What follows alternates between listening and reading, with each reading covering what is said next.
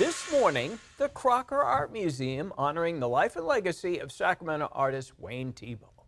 ABC 10's Marcus Allen, live in downtown Sacramento. Mark, you've met Wayne. I know he recently passed, but what a legacy. What beautiful art.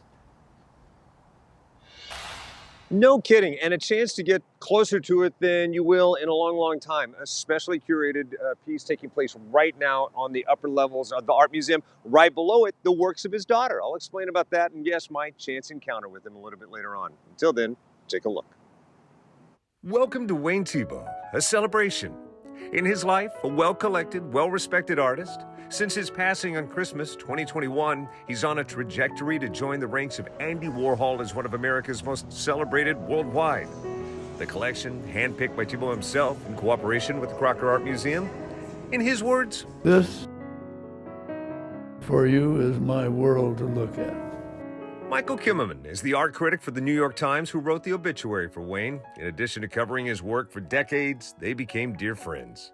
I bet the first time you laid eyes on Wayne's work, you had no idea that you would somehow attach to it, that it would be a part of your life, a significant part of your career. You know, I just hit it off immediately with Wayne. There was a warmth and a generosity about him, a modesty in a way, but then he had this kind of beautiful, like, human aw shucks attitude in front of pictures. He would sometimes just like stop and just say, man, that's just so delicious. And there's just something about it when you're here, the feels you get when you see the textures in person. I mean, we've all grown up seeing his work printed somewhere or in textbooks, but to see it like this. Yes, it's very different in person. You really get to see the brushwork.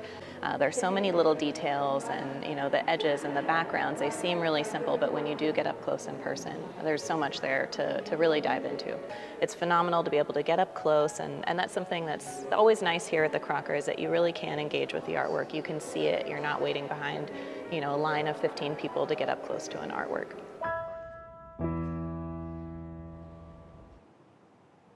It really is amazing. You know, I've had a chance to experience through textbooks his work before, but never a chance to see it up close. It is remarkable. All right, his daughter is being displayed just below. Now, if you don't know much about her, he painted her as a child, but then when she grew up, she went on to become a famous model for famous art photographers. Think about like the pioneering Annie Leibovitz types.